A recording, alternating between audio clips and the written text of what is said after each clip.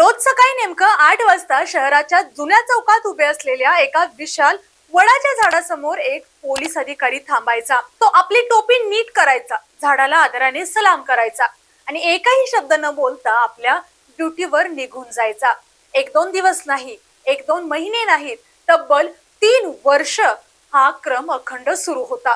लोक आश्चर्याने त्याच्याकडे पाहायचे, काही हसायचे, काही म्हणायचे नक्की काहीतरी नवल असेल। पण निरीक्षक रघुनाथराव फक्त एकच वाक्य म्हणायचे, ज्या दिवशी ही वर्दी काढेन त्या दिवशी कारणही नक्की सांगेन। आणि अखेर निवृत्तीचा दिवस उजाडला। संपूर्ण पोलीस ठाणं, वरिष्ठ अधिकारी, पत्रकार आणि शहरातील नागरिक उपस्थित होते। कार्यक्रम संपला आणि एकच प्रश्न सर्वांच्या ओठांवर उभा होता, साहेब त्या झाडाला रोज सलाम का करायचा?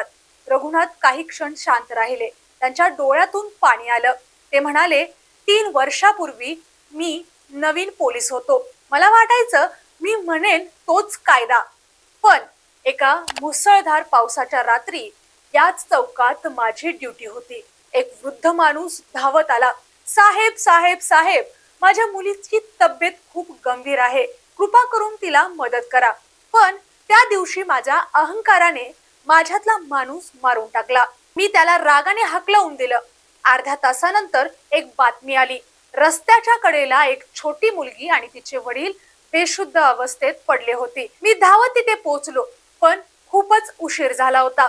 त्या वडाच्या झाडाखाली बसलेल्या त्या वडिलांनी माझ्याकडे पाहून एवढंच म्हटलं, साहेब फक्त 5 मिनिटं आधी मला मदत केली असती तर माझी लेक आज जिवंत असती।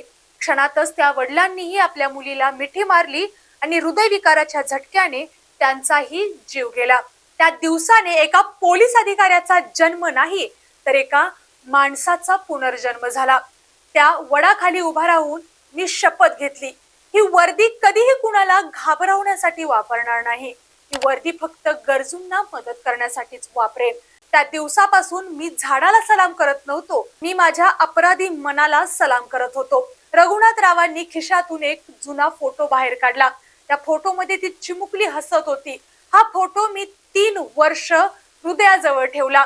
जेव्हा मला राग यायचा तेव्हा मी हाच फोटो पाहायचो। ते शांतपणे त्या वडिलाजवळ गेले, झाडाच्या खोडाला स्पर्श करत हळूच म्हणाले, मला माफ कर, मी तुझी लेक परत आणू शकलो नाही।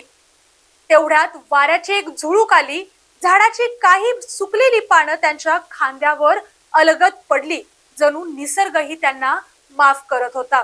त्या दिवशी संपूर्ण शहराला समजलं, खरा धाडसी पोलीस तो नसतो जो फक्त गुन्हेगारांना पकडतो, तर खरा धाडसी पोलीस तो असतो जो स्वतःची चूक मान्य करतो आणि आयुष्यभर प्रत्येक